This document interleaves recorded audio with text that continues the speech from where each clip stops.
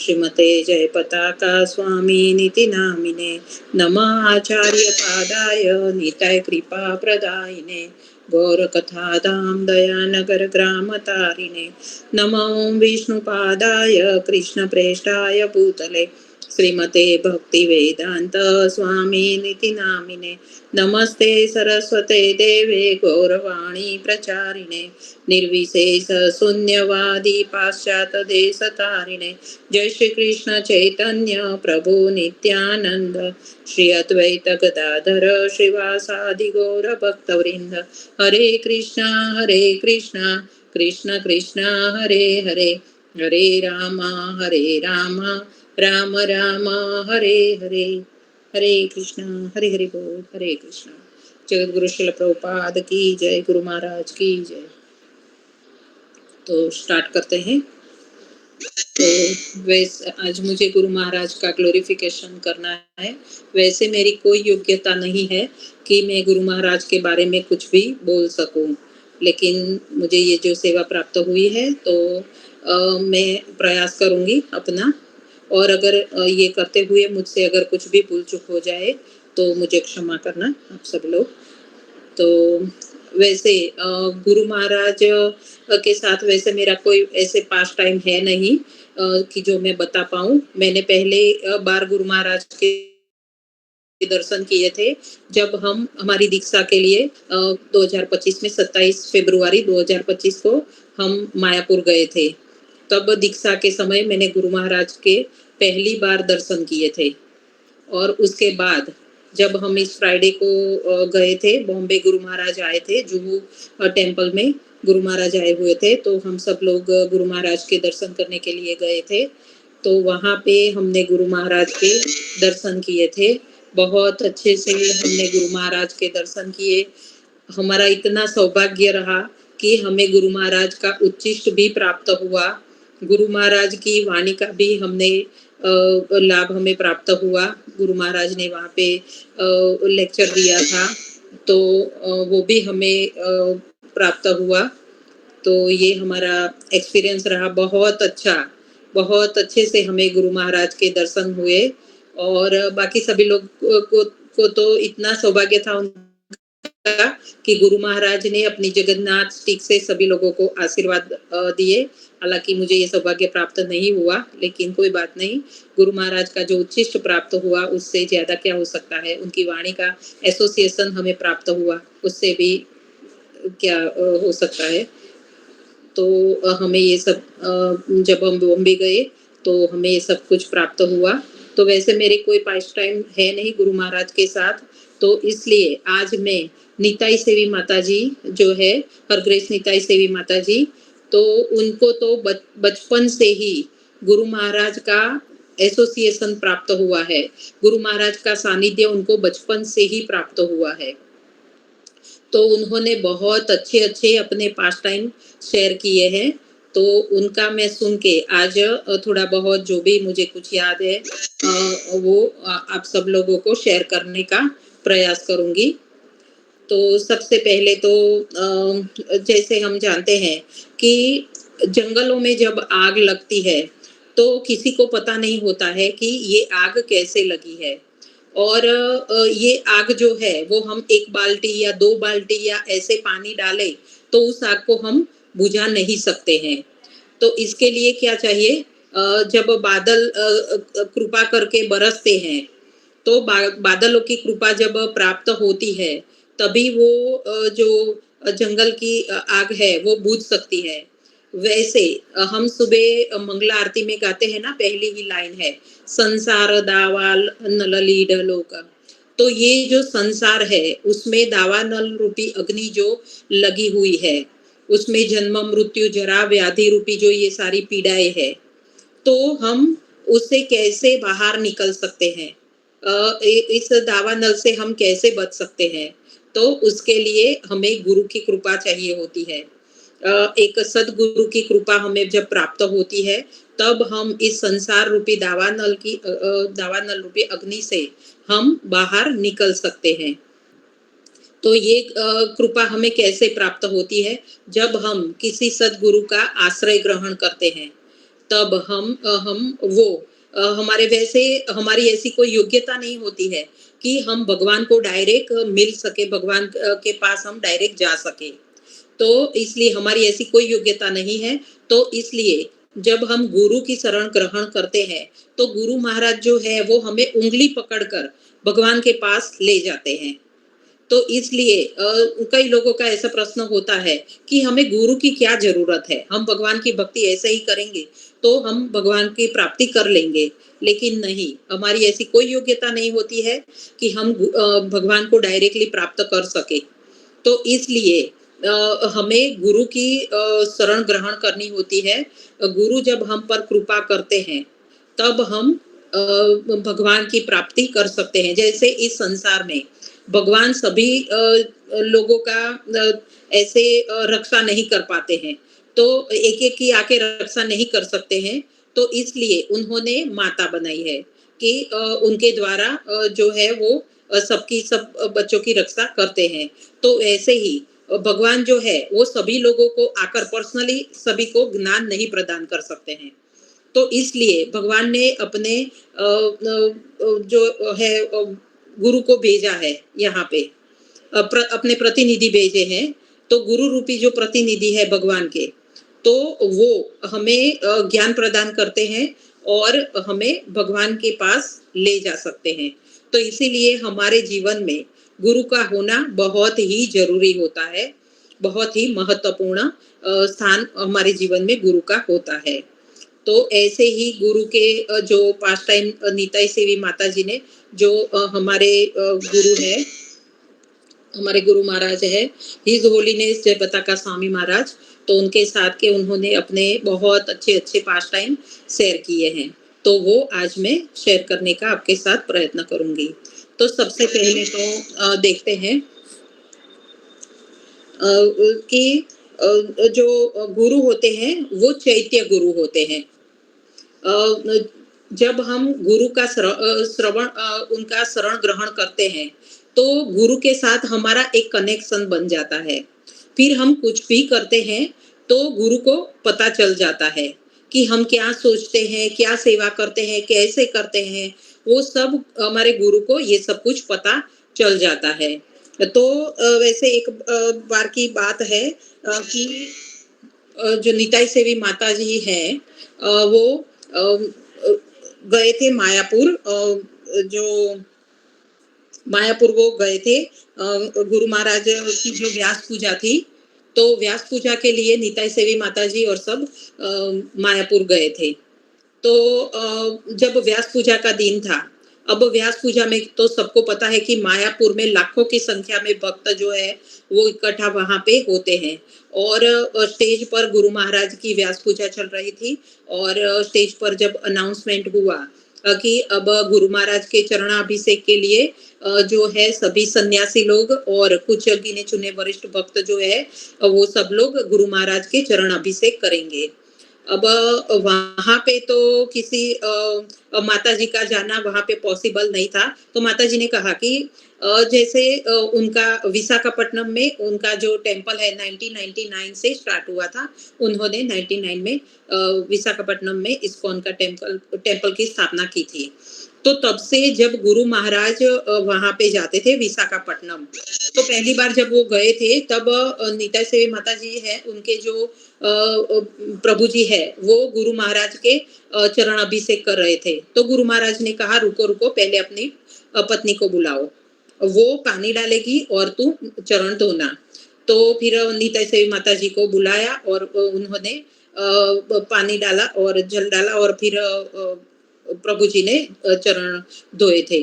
तो अब ये जो है वो एक नियम जैसा ही बन गया था। जब भी गुरु महाराज आते थे तो माता जी बता रही थी कि पहले तो इतने सारे जो डिवोटीज थे नहीं, तो इसलिए जब प्रभु जी जो थे वो गुरु महाराज के साथ होते थे तो मुझे पीछे की व्यवस्था भी देखनी होती थी कि गुरु महाराज के जो लगेज है उनके जो बैग वगैरह है वो उनके रूम में पहुंच गए कि नहीं, प्रसाद की क्या व्यवस्था है, दूसरे कई सारे कार्य होते थे। तो वो माता जी बता रही थी कि मैं सब देख लेती थी। तो कई बार ऐसा होता था कि प्रभु जी जब चरणाभिषेक कर रहे होते थे तो माता जी वहां पे उपस्थित नहीं होती थी, तो गुरु महाराज रोक देते थे, नहीं, पहले निताई सेवी को बुलाओ, सेविनी को बुलाओ और वो पानी डालेगी और तुम फिर चरण धोना। तो ऐसे हर बार गुरु महाराज ने ये नियम ही बना लिया था कि माता जी पानी डालेगी और प्रभु जी जो है वो चरण धोएंगे। तो फिर जब इस बार वो मायापुर गए थे, तो निताई सेवी माता जी जो है वो स्टेज के सामने चेयर में बैठे थे और ये जब अनाउंसमेंट हुआ, तो उनके मन में ये एक ऐसा विचार आ गया कि अगर हमारा विशाखापट्टनम होता, तो गुरु महाराज तुरंत कहते कि नहीं, पहले निताई सेवी नी को बुलाओ और वो पानी डालेगी और तुम चरण धोना। जब उनके प्रभु जी जो है वो गए चरण धो रहे थे, तो उनको सडनली ये विचार आ गया। फिर माता जी को ऐसा हुआ कि नहीं नहीं, लेकिन यहाँ पे ये कैसे इतने सारे सन्यासी लोग हैं, इतने सारे लोग हैं, तो उनके बीच में मैं कैसे जा सकती हूँ। तो फिर उनको हुआ कि नहीं नहीं, ऐसा नहीं हो सकता है। तो उनको ऐसा भी हुआ कि अगर विशाखापट्टनम होता, तो गुरु महाराज ही बुलाते कि बुलाओ निताई सेवित को। तो लेकिन यहाँ पे तो ऐसा कैसे हो सकता है। और जब प्रभु जी चरण धो रहे थे, तब गुरु महाराज जो है वो उनका माता जी को ऐसा लगा कि गुरु महाराज का ध्यान भी नहीं है, वो इधर उधर देख रहे हैं। तो फिर उनको हुआ कि नहीं नहीं, मुझे ये सब नहीं सोचना चाहिए, फिर वो सब भूल गए वो। फिर जब पुष्पांजलि के लिए माताजी वहां पे खड़े थे लाइन में स्टेज पर, तब सडनली उनके सेवक जी जो थे उन्होंने रोक दिया कि रुको रुको सभी लोग, अभी गुरु महाराज जो है वो वॉशरूम जाएंगे। तो सभी को रोक दिया। तो जब उनकी व्हीलचेयर जो थी वो वहां से पास हुई, तो निताई सेवी माता जी के आगे जब उनकी व्हीलचेयर आई, गुरु महाराज ने रोक दिया, रुको रुको। फिर निताई सेवी माता जी को उन्होंने कहा कि तुम क्यों नहीं आई ऊपर। ऐसे गुरु महाराज 2-3 बार बोले, तुम क्यों नहीं आई ऊपर, तुम क्यों नहीं आई ऊपर। लेकिन माता जी को ऐसा लगा कि उन्होंने कहा कि नहीं, मैं तो यहाँ पे ही थी। और वहां पे इतना आवाज था, तो गुरु महाराज तो सन्यासी है, तो उनके पास में जाकर तो बोल नहीं सकते हैं। तो इसलिए फिर उनको ज्यादा समझ में नहीं आया।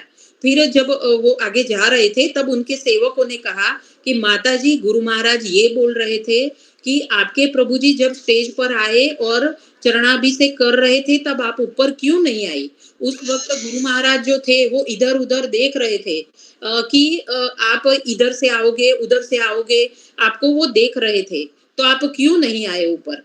तो सडनली माता जी को लगा कि मैं तो सोच रही थी कि गुरु महाराज का ध्यान नहीं है, लेकिन गुरु महाराज को तो सब कुछ पता होता है।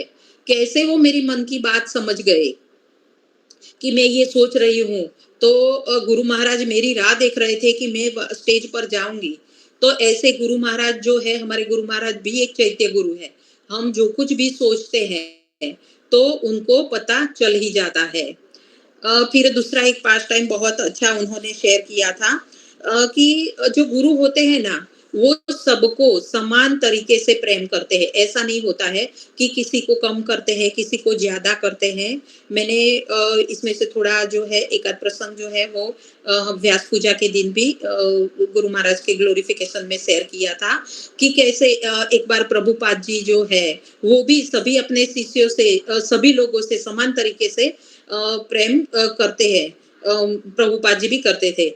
तो लेकिन एक बार वो अपने शिष्यों के साथ एक तालाब के किनारे खड़े थे और वहां पे जो बतख होते हैं उनको वो दाना डाल रहे थे। वैसे सबको पता है कि बहुत बतख जो होते हैं वो बहुत आवाज करते हैं, लेकिन उसमें से कुछ बतख तो है वो ज्यादा आवाज कर रहे थे। तो प्रभुपाद जी जो है वो उन बतखों जो ज्यादा आवाज कर रहे थे ना, उन बतखों को वो ज्यादा दाना डाल रहे थे। फिर उन्होंने अपने शिष्यों को कहा कि वैसे तो सभी बतखों को वो दाना डाल रहे हैं, लेकिन जो ज्यादा आवाज करते हैं ना, उनको ज्यादा दाने मिलते हैं, ज्यादा खाना मिलता है।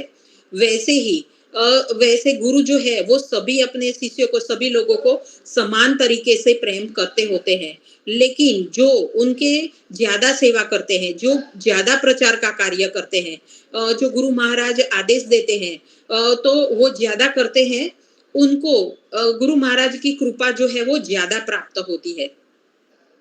तो ऐसे ही हमारे गुरु महाराज भी ऐसे ही है। वो सभी शिष्यों को, अपने सभी शिष्यों को, सभी जीवों को समान तरीके से प्रेम करते हैं। लेकिन जो ज्यादा उनकी सेवा करते हैं, तो उनको ज्यादा जो है वो कृपा उनकी प्राप्त होती है। तो एक बार निताई सेवी माता जी जो है वो 2023 में ऑस्ट्रेलिया में सिडनी गए थे। तो वहाँ पे जिन कपल के घर वो रुकने वाले थे, तो वो उनको एयरपोर्ट से लेने के लिए आए थे। और फिर उन्होंने उनका बहुत अच्छे से स्वागत किया, बहुत सारी मालाएँ पहनाई। और फिर जब वो गाड़ी में बैठकर जा रहे थे, तब सडनली वो माताजी थे, उन्होंने निताई सेवी माताजी को कहा कि मैं आपसे बहुत ईर्ष्या करती हूँ। तो निताई सेवी माताजी को हुआ कि अभी-अभी तो इतनी सारी मालाएँ पहना रहे थे और अभी-अभी क्या हो गया? तो माताजी ने पूछा कि "क्यों? मैंने क्या किया है ऐसा तो?" तो फिर माताजी बता रहे थे कि कुछ साल पहले मैं गुरु महाराज के लिए एक सेवा करती थी। तो वो सेवा क्या थी कि जब कोई हम जैसे हम गुरु महाराज को लेटर लिखते हैं, तब गुरु महाराज जो है वो उनका उसका जो आंसर है वो अपने वॉइस में रिकॉर्ड करके फिर उस माताजी को भेजते थे। फिर माताजी जो है वो उसको सुनकर टाइप करती थी और वापस गुरु महाराज को भेजती थी। और फिर वो जो है वो गुरु महाराज के ईमेल से फिर जिसने भी भेजा है उस डिवोटी को भेजा जाता था। तो उसमें जब भी गुरु महाराज किसी को आंसर लिखते थे, तब गुरु महाराज लिखते थे डियर सो एंड सो, जिनका भी लेटर होता था उनको गुरु महाराज लिखते थे डियर सो एंड सो, ऐसे। लेकिन जब निताई से भी माता जी का लेटर आता था, तो उनको आंसर लिखते समय गुरु महाराज लिखते थे माय डियरेस्ट निताई सेविनी। तो जो माताजी थे, तो उनको ऐसा मन में विचार आया कि ये कौन है? जो गुरु महाराज इनको इतना प्रेम करते हैं, वो उनको लिखते हैं माय डियर निताई सेविनी। तो फिर ये प्रश्न बहुत टाइम से उनके मन में था। तो फिर उनको हुआ कि मन में नहीं रखना चाहिए, गुरु महाराज को पूछ लेना चाहिए। तो गुरु महाराज जो है ना, वो जो भी लोग उनकी सेवा करते हैं ना, उनको वो पर्सनल टाइम देते हैं कि उनको उनको अगर कुछ सेवा के रिलेटेड कोई प्रश्न है या कुछ भी प्रश्न है, तो वो उनको पूछ सके। तो जब ये माताजी थे तो उनको एक बार गुरु महाराज ने पूछा कि तुम्हें कुछ पूछना है? तब माताजी ने कहा वैसे मेरे मन में एक प्रश्न है, मुझे लगता है कि मैं कैसे आपको ये पूछूँ? लेकिन फिर भी मन में है तो मैं पूछती हूँ। फिर उन्होंने पूछा कि गुरु महाराज आप बाकी सभी लोगों को आंसर देते हैं, तब आप आंसर देते वक़्त लिखते हैं कि डियर सो एंड सो, उनका नाम लिखते हैं और ऐसे देते हैं आंसर। लेकिन ये निताई सेविनी माताजी जो है, उनको आप आंसर लिखते हो तो आप लिखते हो माय डियरेस्ट निताई सेविनी। तो क्या आप निताई सेविनी माताजी को बहुत प्रेम करते हैं, सबसे ज़्यादा प्रेम करते हो? तो गुरु महाराज ने कहा नहीं, मैं तुमसे ज़्यादा प्रेम करता हूँ। You are my dearest. 2-3 बार गुरु महाराज ने ऐसे कहा, नहीं यू आर माय डियरेस्ट, मैं तुमसे सबसे ज्यादा प्रेम करता हूँ। और फिर गुरु महाराज हंसने लगे। फिर गुरु महाराज ने बताया कि नहीं, मैं अपने सभी शिष्यों को समान तरीके से प्रेम करता हूँ, किसी को कम या किसी को ज्यादा ऐसा नहीं होता है। फिर निताई सेविनी माता जी ने कहा कि देखो ऐसा नहीं होता है, गुरु महाराज के लिए तो सभी शिष्य समान ही होते हैं। लेकिन क्या होता है कि घर में अगर माता पिता है, उनके बच्चे हैं, लेकिन कोई बच्चा शैतान है, ज्यादा तूफान करता है, ऐसा है, तो उसको ज्यादा ध्यान देने की जरूरत होती है। तो इसको उसके ऊपर माता-पिता थोड़ा ज़्यादा ध्यान देते हैं। तो वैसे ही मेरा भी था कि गुरु महाराज इसीलिए मुझ पर थोड़ा ज़्यादा ध्यान देते थे। बाकी गुरु महाराज जो है, उनके लिए अपने सभी शिष्य जो है वो समान है। वो कभी किसी को कम या किसी को ज़्यादा प्रेम नहीं करते हैं। तो ये था उनका गुरु महाराज का जो प्रेम देने का जो तरीका है, उसके बारे में उनका जो पास टाइम था ये। अब एक और पास टाइम है कि कैसे गुरु महाराज का महाप्रसाद, जैसे हमने भी इस बार गुरु महाराज का महाप्रसाद जो वो काढ़ा पीते हैं, वो हमें प्राप्त, हमारे इतने सौभाग्य कि हमें भी वो प्राप्त हुआ। तो ऐसे ही निताई सेविनी माता जी को भी गुरु महाराज का महाप्रसाद प्राप्त हुआ और उस महाप्रसाद को प्राप्त करने के बाद उनका जीवन कैसे बदल गया। तो वो पास्ट टाइम वो बता रहे थे कि वैसे तो 1 से 3 क्लास तक तो वो इस्कॉन के स्कूल में ही पढ़ते थे। निताई सेविनी माता जी के जो मदर फादर है, वो दोनों इस्कॉन से पहले से ही जुड़े हुए थे। तो 1 से 3 क्लास तक माताजी जो है वो इस्कॉन के स्कूल में पढ़ रहे थे। फिर उनका ट्रांसफ़र हो गया तो फिर वो दूसरे स्कूल में चले गए। तो लेकिन जब वो 7th क्लास में थे तब उनको जो समर क्लास होते हैं तो समर कैंप होता है, उसमें उनको फर्स्ट प्राइज़ मिला था।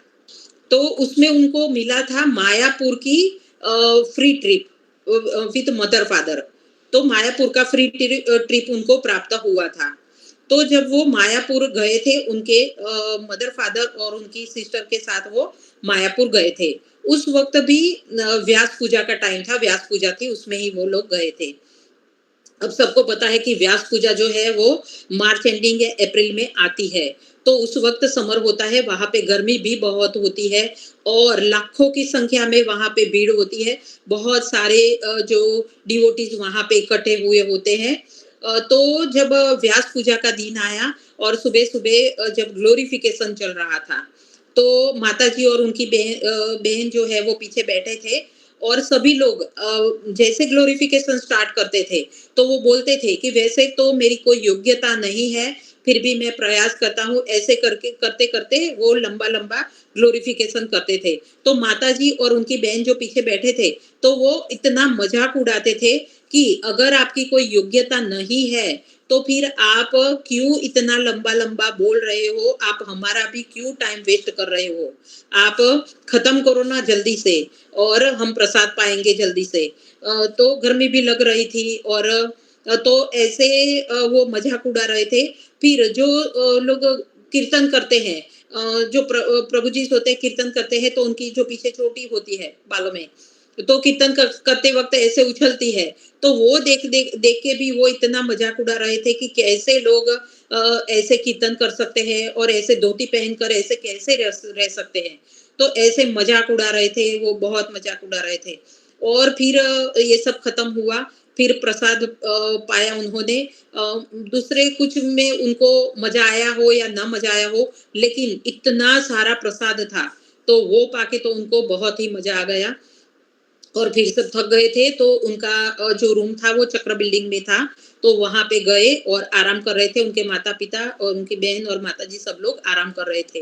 अब 2 ढाई बजे होंगे और उनके शिक्षा गुरु जो है वो उनके रूम पर आए और उन्होंने कहा कि मैं जो है चॉकलेट केक लेके आया हूँ आपके लिए।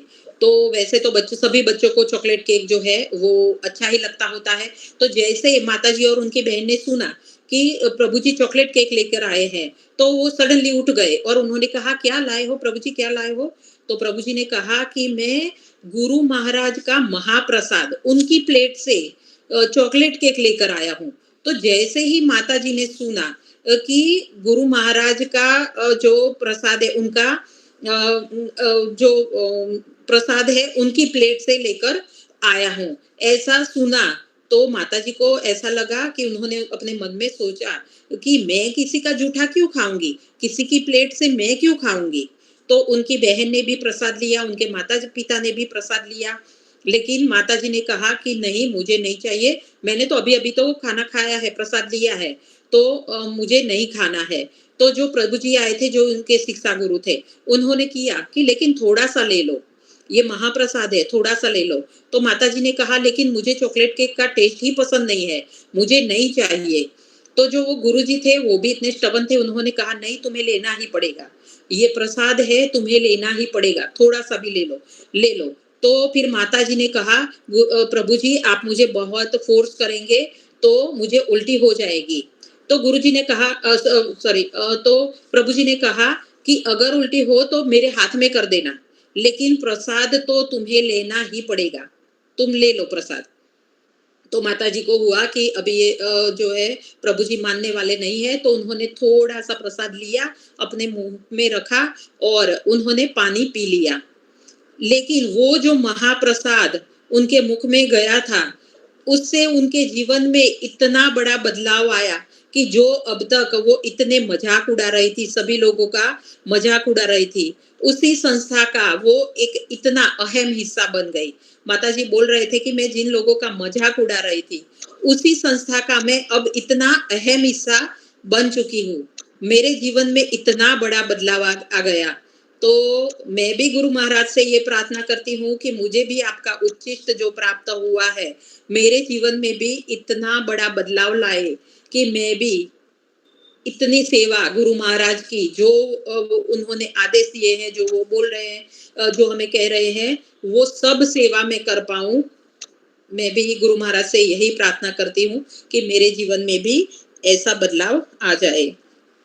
तो ये था उनके जीवन के बारे में जो उनके साथ महाप्रसाद से उनका जीवन कैसे बदल गया, ये उनका पास टाइम था। अब आगे उन्होंने बताया कि उनको जो है वो बचपन से ही गुरु महाराज का सानिध्य प्राप्त हुआ है।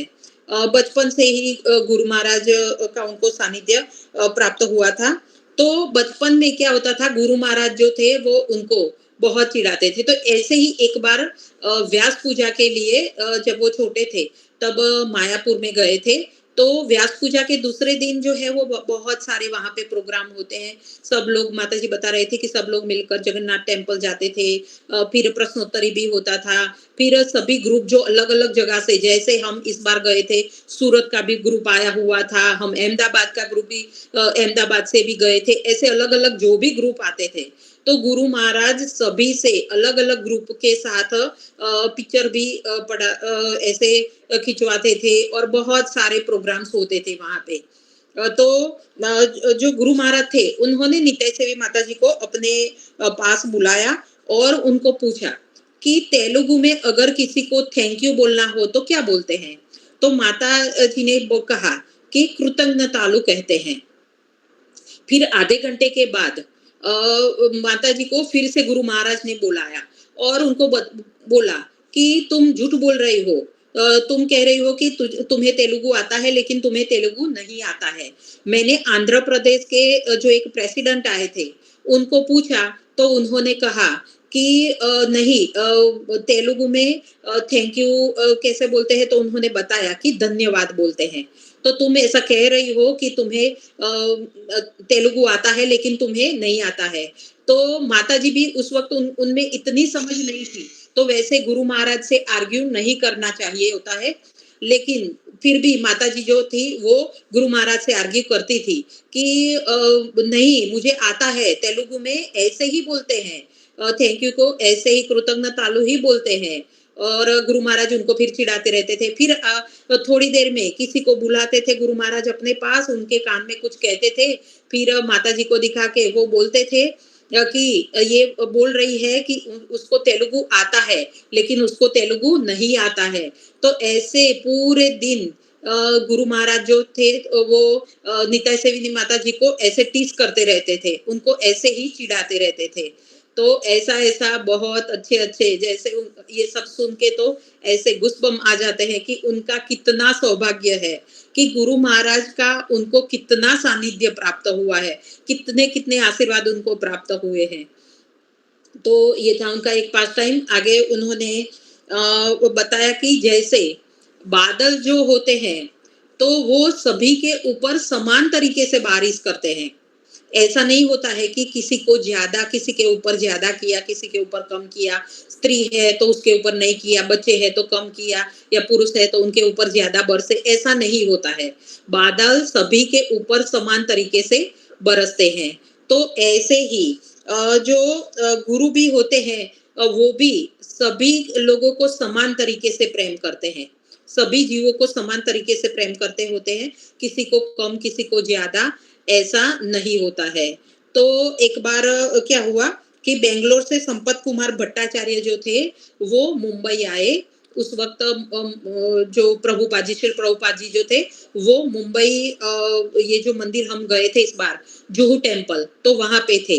तो संपत कुमार भट्टाचार्य जो थे वो बेंगलोर से मुंबई आए और उन्होंने श्री प्रभुपाद जी को कहा कि आपको पता है कि आपके जो शिष्य है वो वृंदावन में आपकी मूर्ति की पूजा कर रहे हैं, और आपको पता है कि अगर कोई गुरु जो है वो जीवित है और उनकी मूर्ति की पूजा की जाती है, तो जो जो लोग उनके मूर्ति पर प्रणाम करते हैं या फिर उसको पुष्प चढ़ाते हैं, तो उनके सारे कर्म जो है वो उस गुरु को लग जाते हैं। कि आपको पता है? तो सडनली प्रभुपाद जी ने कहा, हाँ मुझे पता है। तो लेकिन मैं तो आया ही हूँ सभी के कर्म लेने के लिए आया हूँ, सभी की पीड़ा हरने के लिए आया हूँ। तो मुझे कोई प्रॉब्लम नहीं है ये करने में। मुझे पता है, लेकिन मैं आया ही हूँ सभी के कर्म लेने के लिए। तो संपत कुमार भट्टाचार्य तो ऐसे चक्कर खा गए कि ये कैसे गुरु है जो जानबूझकर सभी के कर्म लेने के लिए तैयार है। कैसी उनमें कितनी करुणा है। तो जैसे हम भौतिक संसार में कहते हैं कि लाइक फादर लाइक सन, कि जो हम कई बार कहते हैं, छोटा बच्चा होता है, देखो देखो इसका नाक तो असल उनके सेम टू सेम उसके पिता के जैसा है, देखो देखो इसके घुंघरालू बाल सेम उसकी माता के जैसे हैं। तो जैसे भौतिक संसार में लाइक फादर लाइक सन या लाइक मदर सन ऐसा होता है, वैसे आध्यात्मिक जगत में जैसे गुरु वैसे शिष्य होते हैं। तो जैसे हम जो गुण भक्ति सिद्धांत सरस्वती ठाकुर में देखते हैं, वो ही गुण हम प्रभुपाद जी में हमको दिखाई देते हैं। और जो गुण हमें प्रभुपाद जी में देखने को मिलते हैं, वो ही सभी गुण हमें हमारे आराध्य गुरु महाराज में दिखाई देते हैं। तो जैसे जो प्रभुपाद जी ने बताया कि मैं तो लेने आया ही हूँ, सभी के कर्म लेने के लिए आया हूँ, तो वैसे ही हमारे गुरु महाराज भी उनमें भी ये गुण हमें दिखाई देते हैं। तो एक बार भट्टाचार्य प्रभु जी जो है वो किसी संस्कृत के पंडित को लेकर आए थे, और उन्होंने, ये जो संस्कृत के पंडित आए थे, उन्होंने गुरु महाराज के ग्लोरिफिकेशन करते हुए उन्होंने ये जो 8 स्टैंजा माने 8 पैराग्राफ की एक कविता बनाई थी। तो वो लेकर वो गुरु महाराज के पास आए थे और फिर वो गुरु महाराज को सुना रहे थे। अब जैसे हम सबको पता है कि गुरु महाराज जो है वो मल्टीटास्किंग करते हैं। वो एक ही समय पे कई सारे कार्य करते होते हैं। तो जब गुरु महाराज को वो पंडित जी वो अपनी कविता सुना रहे थे, तब गुरु महाराज जो है वो इधर-उधर देख रहे थे या फिर पानी पी रहे थे, टिश्यू यूज़ कर रहे थे, ये सब कुछ कर रहे थे। तब उन पंडित जी को लगता था कि मैं इतनी मेहनत करके ये कविता गुरु महाराज के लिए बनाकर लेकर आया हूँ, मैं उनको सुना रहा हूँ, लेकिन गुरु महाराज है कि इधर-उधर देख रहे हैं, ये कर रहे हैं, वो कर रहे हैं, उनका ध्यान भी है या नहीं है इसमें। तो फिर जब खत्म हुआ, तो गुरु महाराज ने पूछा, ओके खत्म हो गया? तो उन्होंने कहा हाँ। फिर गुरु महाराज ने कहा अच्छा है, लेकिन उसमें एक पांचवा जो पैराग्राफ है, उसमें आपने एक भूल की है। तो गुरु महाराज ने बताया कि उसमें आपने जो लिखा है कि मेरे सभी शिष्यों के कर्म लेने के लिए आया हूँ, ये गलत है, उसको आप चेंज करो। मैं सिर्फ अपने शिष्यों के कर्म लेने के लिए नहीं आया हूँ, मैं सभी जीवों के कर्म लेने के लिए आया हूँ।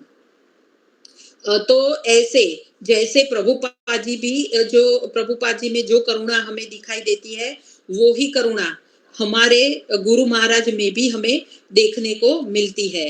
तो ऐसे वो जो भट्टाचार्य प्रभु जी जो थे, वो भी ऐसे हक्का बक्का रह गए, और वो जो कवि थे वो भी ऐसे हक्का बक्का रह गए कि किसी में इतनी करुणा कैसे हो सकती है कि वो सभी लोगों के कर्म ले रहे हैं, किसी में कितनी इतनी करुणा कैसे हो सकती है।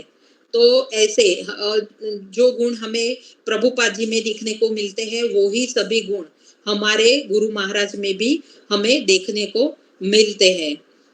फिर नीता सेविनी माता जी कहते थे कि बता रहे थे कि मुझे सिर्फ गुरु महाराज के आशीर्वाद या उनका सानिध्य ही प्राप्त नहीं हुआ है, कई कई बार तो मुझे गुरु महाराज से डांट भी पड़ जाती थी।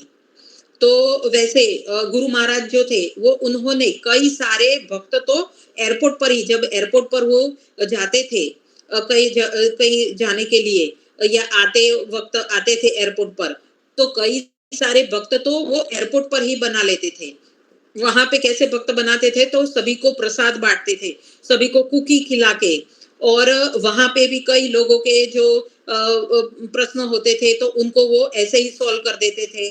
और ऐसे कई सारे भक्त जो थे वो एयरपोर्ट पर ही बना देते थे गुरु महाराज। तो कई बार क्या होता था, निताई सेविनी माता जी जो थे वो एक दो बार ऐसा हुआ कि एयरपोर्ट पर गुरु महाराज को पिकअप करने के लिए गए थे, तो वो प्रसाद लाना लेकर जाना भूल गए थे। तो गुरु महाराज ने उनको बहुत डांट लगा दी थी। तो फिर अब तो माता जी कह रहे हैं कि अब मैं कभी भी प्रसाद लेकर आज ही गुरु महाराज, अभी अभी मैंने थोड़ी देर पहले वीडियो देखा है कि गुरु महाराज जो है वो विशाखापट्टनम पहुंच गए हैं। माता जी प्रभु जी सब गुरु महाराज को लेने के लिए एयरपोर्ट पर आए थे। तो माता जी बता रहे थे कि अब तो मैं जब भी एयरपोर्ट जाती हूँ प्रसाद लेकर जाती हूँ, लेकिन अभी क्या होता है कि गुरु महाराज के इतने सारे हेल्थ इश्यू है, तो इसीलिए गुरु महाराज के नजदीक किसी को भी जाने दिया नहीं जाता है। तो इसलिए गुरु महाराज किसी को प्रसाद नहीं बांट सकते हैं। तो लेकिन माता जी प्रसाद लेकर जाती है, गुरु महाराज के हाथ को टच करवा के फिर वो प्रसाद सभी को वो बांटती है। तो जैसे हाँ, मुंबई का भी मैं मेरा एक एक्सपीरियंस है वो बताती हूँ कि दूसरे दिन संडे के दिन जब हम फिर से गुरु महाराज के दर्शन के लिए मैं और वर्षा माता जी को तो 9 बजे से वहां पे खड़े हो गए थे। और वहां पे खड़े थे, हम दोनों ही थे। और फिर जैसे मैंने कहा कि गुरु महाराज जो काढ़ा पीते हैं वो उच्चिष्ट हमें प्राप्त हुआ था। फिर धीरे धीरे करके वहां पे सभी लोग आने को शुरू हो गए। और इतनी वहां पे भीड़ जमा हो गई। और तो गुरु महाराज के जो सेवक थे वो बार बार आके बोलते थे कि आप सभी लोग शांति बनाए रखिए और सभी लोग बैठ जाइए। आप लोग जो ऐसा करेंगे, करेंगे और गुरु महाराज को टच करने का प्रयास करेंगे, तो हम गुरु महाराज को यहाँ से नहीं लाएंगे, गुरु महाराज को वापस लेकर चले जाएंगे। बार बार वो बोलते थे, बार बार वो बोलते थे, लेकिन पब्लिक जो थी वो सुनने का नाम नहीं ले रही थी। तो इतना शोर कर रहे थे, इतना ऐसे पब्लिक जो है वो अनकंट्रोल हो रही थी। तो इसीलिए फिर उनके सेवकों ने गुरु महाराज का रूम बंद कर दिया और उनको दूसरे रास्ते से मीटिंग के लिए लेकर चले गए। अब हम सब जो है वो गुरु महाराज के वहां पे दर्शन करने के लिए, उनके आशीर्वाद प्राप्त करने के लिए जाते हैं। हाँ, सभी लोगों की इच्छा होती है गुरु महाराज के दर्शन करने के लिए, वो इतने दूर दूर से आते हैं, बराबर है। लेकिन हमारे लिए महत्वपूर्ण क्या होता है? सबसे ज्यादा हमारे लिए महत्वपूर्ण है गुरु महाराज की हेल्थ। गुरु महाराज की हेल्थ को हम नजरअंदाज अंदाज करके हम ऐसे तो उनके जो आशीर्वाद प्राप्त नहीं कर सकते हैं ना। अगर उन गुरु महाराज वो बोल रहे हैं कि गुरु महाराज के पास कोई भी जाता है तो उनके जो जम्स है वो लग जाते हैं। उनकी अभी जो कंडीशन ऐसी है, तो इसलिए गुरु महाराज के पास किसी को भी जाने दिया नहीं जाता है। लेकिन पब्लिक जो है वो सुनने का नाम नहीं लेती है। जो भी आज आता है गुरु महाराज के ऊपर झपट जाता है और वो उनके पैर छूना चाहता है, ऐसे उनके आशीर्वाद लेना चाहता है। आप गुरु महाराज की एक नजर भी आपके ऊपर पड़ जाए, या फिर वैसे जैसे देखा कि गुरु महाराज मल्टीटास्किंग करते हैं, अगर वो आपकी तरह नहीं भी देखते हैं तो भी आपको उनके उनको पता होता है कि कौन कौन आया है, क्या कर रहा है, सब उनको पता ही होता है। तो अगर आपको ऐसा नहीं कि आप उनके चरण छुओगे तभी आपको उनके आशीर्वाद प्राप्त होंगे। तो हमें देखना चाहिए कि गुरु महाराज की हेल्थ को ऐसे करके हम आशीर्वाद नहीं प्राप्त कर सकते हैं।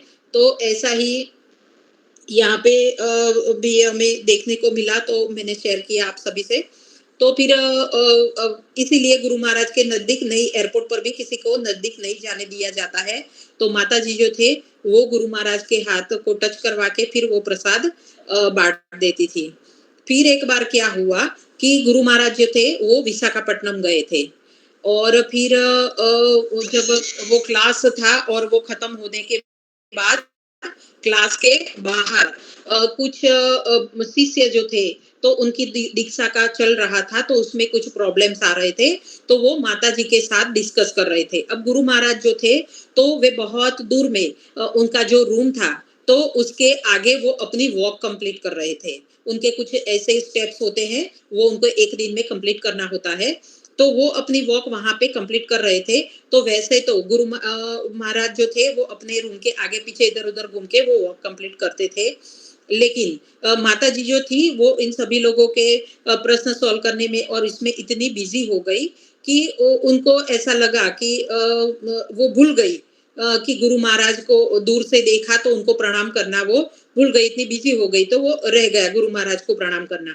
तो फिर गुरु महाराज जो थे वो वहाँ से वॉक करते के वैसे तो वो वहाँ पे ही अपने रूम के आगे-पीछे वॉक करते थे, लेकिन वहाँ से वो चलते-चलते आए और माताजी के पास आकर उन्होंने बोला कि क्या तुम बहुत इम्पोर्टेंट काम कर रही हो?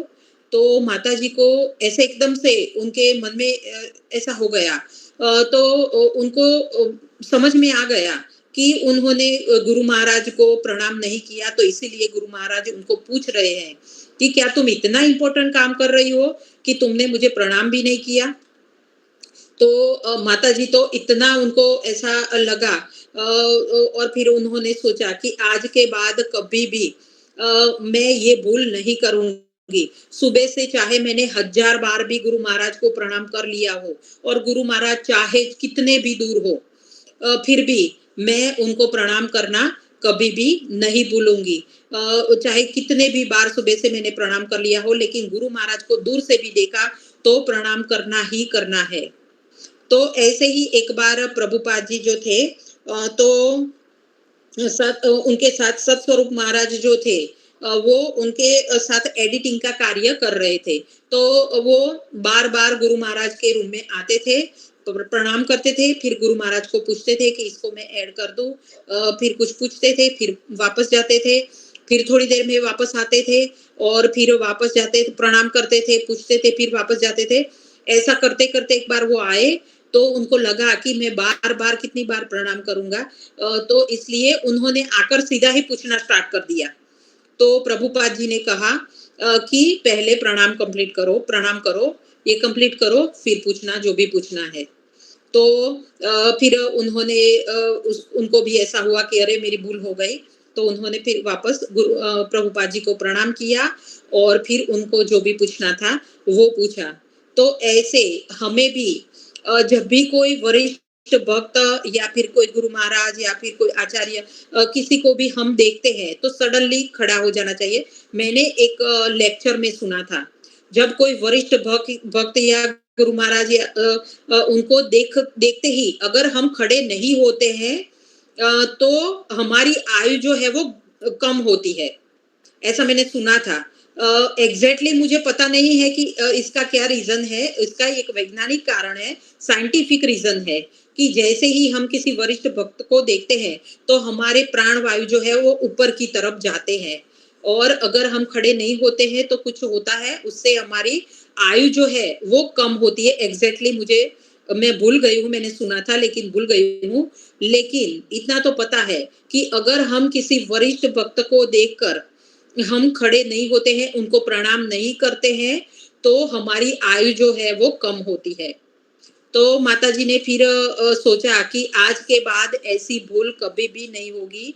मैं कभी भी गुरु महाराज को चाहे कितने भी दूर में हो या चाहे कितनी भी बार प्रणाम कर चुकी हूँ, लेकिन फिर भी उनको देखकर प्रणाम करना ही करना है। फिर क्या था कि हाँ, गुरु महाराज जो है वो पर्सनली जो सभी शिष्यों को इंस्ट्रक्शन पर्सनली नहीं देते हैं। जैसे हम माताजी ने ये एक बुक बनाई थी गुरु महाराज के कोट्स की एक बुक बनाकर दिया था, हम वहाँ पे बॉम्बे गुरु महाराज को देने के लिए ले गए थे। तो उनमें काफ़ी सारे ऐसे पब्लिकली उन्होंने आदेश दिए हुए थे। तो गुरु महाराज जो है वो कभी भी पर्सनली किसी को बहुत कम किसी को पर्सनली कुछ आदेश देते हैं या ऐसे नहीं कम ही देते हैं। क्यों?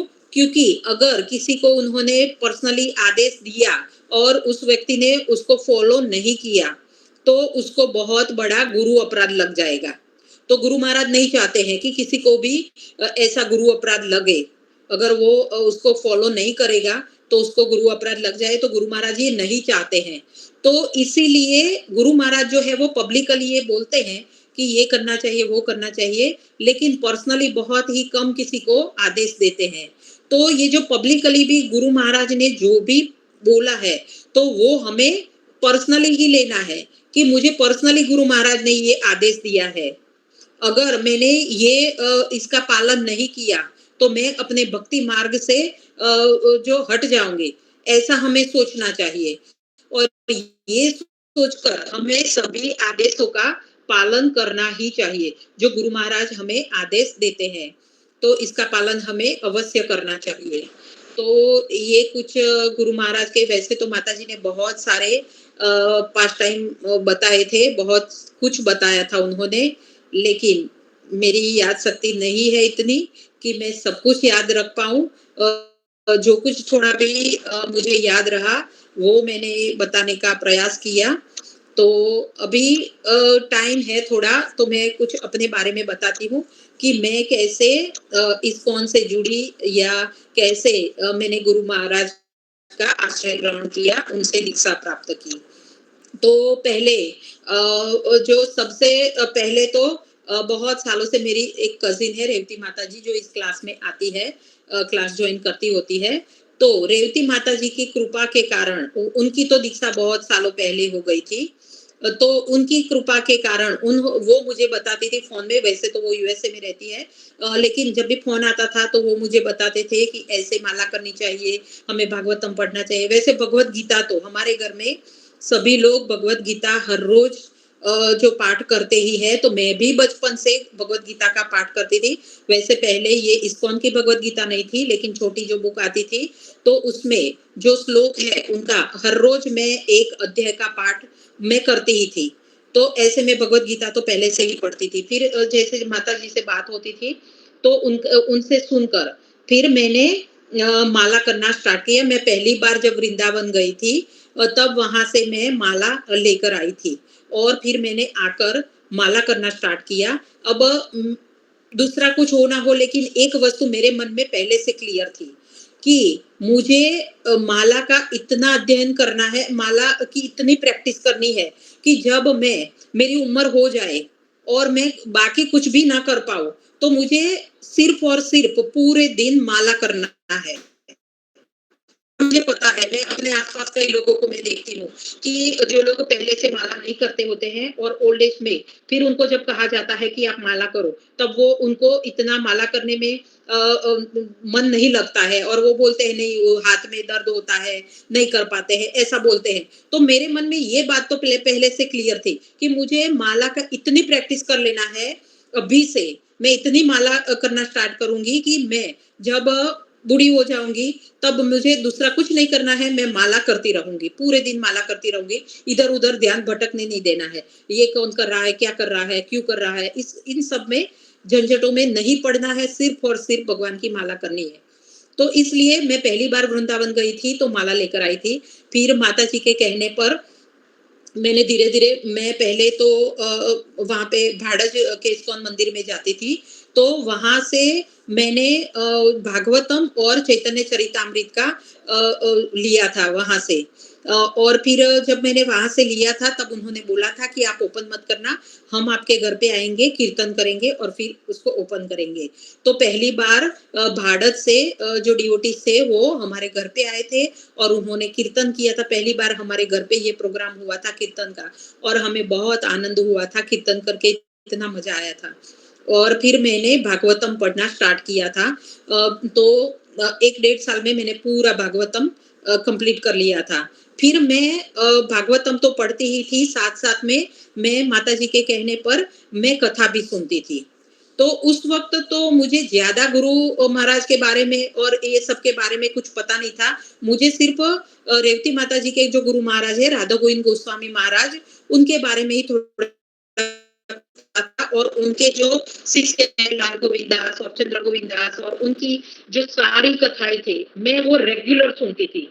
एक भी कथा मिस नहीं करती थी। मैं सारी कथाएँ पहले सुनती थी। तो मैं कथा माला भी करती थी, कथा भी सुनती थी, और भागवतम भी पढ़ती थी, भगवत गीता तो ऐसे पढ़ती ही थी, ये सब कुछ करती थी। लेकिन और ज़्यादा मुझे पता नहीं था। फिर एक बार मैं ये जो एसजी हाईवे वाला इस्कॉन मंदिर है, उसमें मेरे अंकल के साथ में आई थी, उनको कुछ डोनेशन करना था, तो मैंने बोला चलो हम जाते हैं।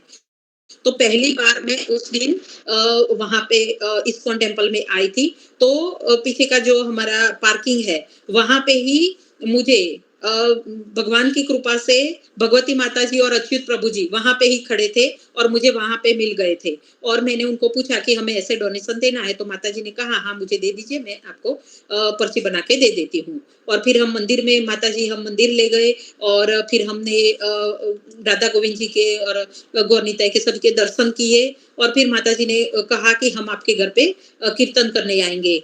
तो पहली बार माताजी और प्रभु जी सब लोग हमारे घर पे कीर्तन करने आए थे। फिर माताजी हमें वो जन्माष्टमी का इन्विटेशन देने के लिए भी आए थे और फिर माताजी ने मेरा नंबर जो है वो हमारे कीर्तन बिहारी ग्रुप में ऐड किया था। और फिर पहले तो माताजी जो थे वो सभी लोग ऐसे तो आते नहीं थे, आते नहीं होते हैं क्लास में। सभी को फ़ोन करना पड़ता है, तो माताजी जब क्लास शुरू होता है, माताजी उससे पहले सभी लोगों को फ़ोन करती थी, तो मुझे भी फ़ोन करती थी कि क्लास शुरू हो रहा है, आप जुड़िए। तो फिर मैं जुड़ती थी क्लास में। फिर एक दिन माताजी ने कहा कि आप भगवत गीता का क्लास लेंगे, तो मैंने माताजी को कहा था कि माताजी मैं तो कभी भी आज के पहले ऐसा कुछ भी बोला नहीं है, मुझे तो कुछ आता भी नहीं है। माताजी ने कहा कि प्रयास कीजिए आप, 2 मिनट, 1 मिनट बोलिए, 2 मिनट बोलिए, जितना भी आपको जो कुछ भी आए आप बोल दीजिए, कोई बात नहीं लेकिन आप प्रयास कीजिए। तो मैंने पहली बार भगवत गीता पे कुछ बोलने का प्रयास किया था। फिर ऐसे करते-करते माताजी को एक बार जगन्नाथपुरी जाना था, तो माताजी ने मुझे पूछा था कि क्या आप ये जो क्लास है वो ऑपरेट कर पाएँगे? तो मैंने कहा हाँ, मैं कर लूँगी। तो फिर क्लास ऑपरेट करना मैंने स्टार्ट किया था। फिर माताजी ने कहा कि आप अब ये सेवा करोगे? मैंने कहा हाँ, कर लूँगी मैं माताजी। तो फिर मैं धीरे-धीरे करके मैंने ये क्लास ऑपरेट करना स्टार्ट किया। फिर जब हमारा भगवत गीता का वो सेशन खत्म हो गया, फिर भागवतम का स्टार्ट हुआ।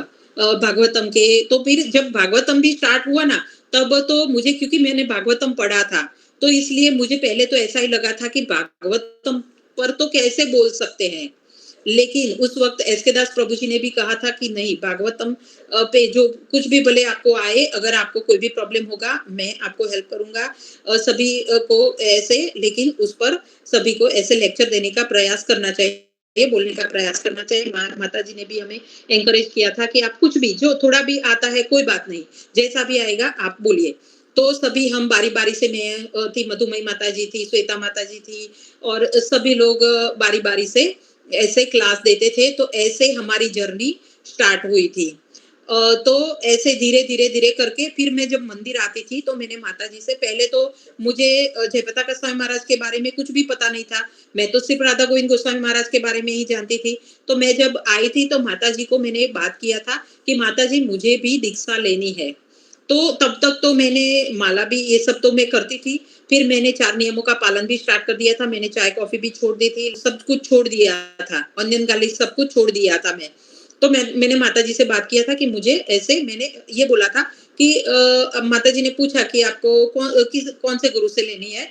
तो मैं तो राधा गोविंद गोस्वामी महाराज को ही जानती थी। तो मैंने बोला कि राधा गोविंद गोस्वामी महाराज से लेनी है। अब हमारे मंदिर में जो है वो 2 ही डिवोटी है, राधा गोविंद गोस्वामी महाराज के शिष्य 2 ही है। एक है गिरिनंदी माताजी और दूसरे है अखंड कृष्ण प्रभु, वो दोनों ही है राधा गोविंद गोस्वामी महाराज के शिष्य, जितना मैं जानती हूँ।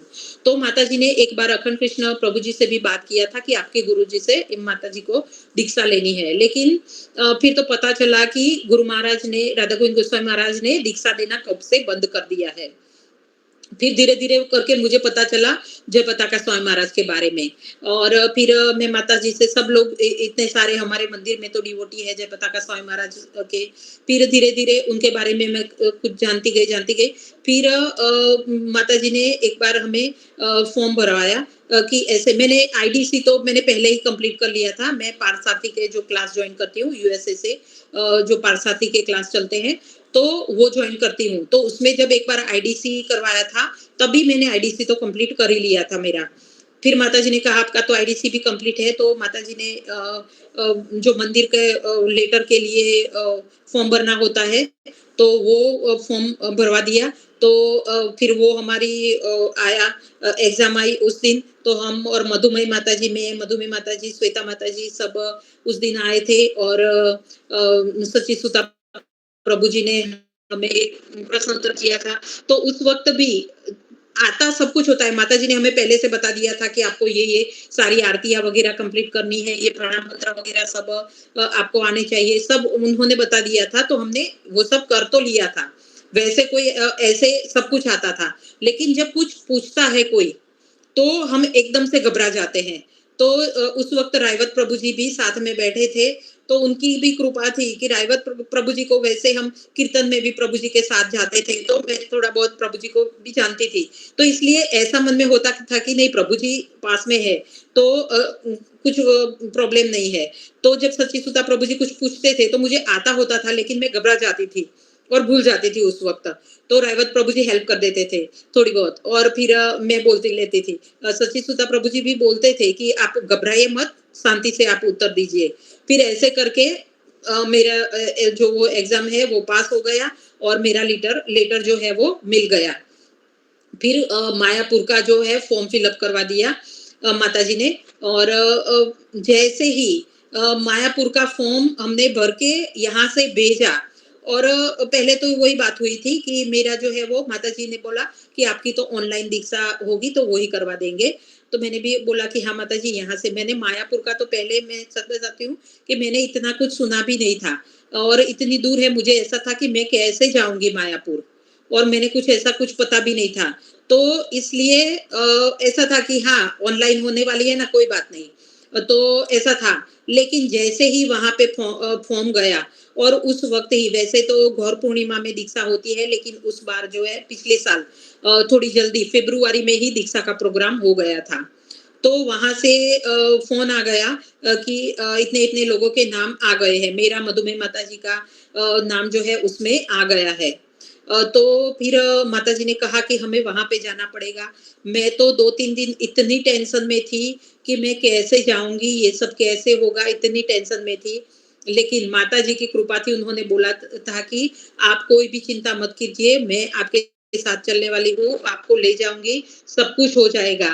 फिर तो मैंने गुरु महाराज को प्रार्थना किया, गुरु महाराज के ऊपर और राधा गोविंद जी के ऊपर छोड़ दिया, जो भी करना है आप कीजिए। बस आपने बुलाया है, हम लोग आ रहे हैं, जो भी होगा सब देखा जाएगा।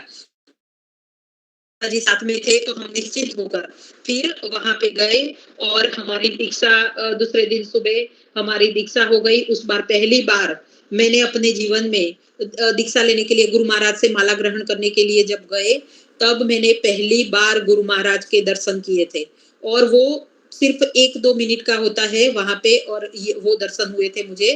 फिर उसके बाद हम इस फ्राइडे को जब गए सैटरडे को सुबह पहली बार इतने अच्छे से मैंने गुरु महाराज के दर्शन किए, उनका क्लास सुना, उनका उच्छिष्ट प्राप्त किया। ये सब गुरु महाराज की हम पर कृपा रही और ऐसी मेरी जर्नी थी। कोई वैसे मेरी जो दीक्षा में या ऐसे मेरे घर से या ऐसा कोई मुझे प्रॉब्लम नहीं था। कुछ भी ऐसा नहीं था। लेकिन अ, ब दीक्षा के बाद हमारा जीवन कितना बदलता है। तो दीक्षा तो हो गई, पहले इतना कुछ नहीं था। हाँ, थोड़ी बहुत सेवा करते थे माताजी जो भी सेवा देते थे, हम करते थे। इतना मुझे कुछ पता भी नहीं था, नहीं मैं बुक डिस्ट्रीब्यूशन करती थी, कुछ नहीं। कभी-कभी माताजी के साथ फिर धीरे-धीरे करके मैंने कीर्तन में भी जाना स्टार्ट किया और इस बार जब दीक्षा होके पहली बार मैंने बुक डिस्ट्रीब्यूशन में अब ऐसा एहसास हुआ कि जब हम गुरु महाराज से दीक्षा ग्रहण करते हैं, तो गुरु महाराज के प्रति हमारी बहुत सारी ऐसे हो जाती है कि हमें उनके आदेशों का पालन करना चाहिए। गुरु महाराज कहते हैं कि बुक डिस्ट्रीब्यूशन करना चाहिए, बुक डिस्ट्रीब्यूशन करना चाहिए। तो पहले मुझे ऐसा लगता था कि मैं कैसे जाऊँगी बुक डिस्ट्रीब्यूशन करने के लिए। लेकिन इस बार मैंने प्रयास किया और किरण माताजी और तपन प्रभु जी की हेल्प से मैं 3-4 जगह पे बुक डिस्ट्रीब्यूशन करने के लिए गई और माताजी मैं और हम सब लोग सिविल हॉस्पिटल में भी बुक डिस्ट्रीब्यूशन करने के लिए गए। तब मुझे ऐसा हुआ कि जैसा सोचते हैं हम कि कैसा होगा, ऐसा कुछ भी नहीं होता है। अगर हम प्रयास करते हैं, तो सब हमसे हो जाता है। तो पहले तो मुझे कीर्तन में जाने के लिए भी ऐसा होता था कि कैसे मैं ये कर पाऊँगी, कैसे जा पाऊँगी?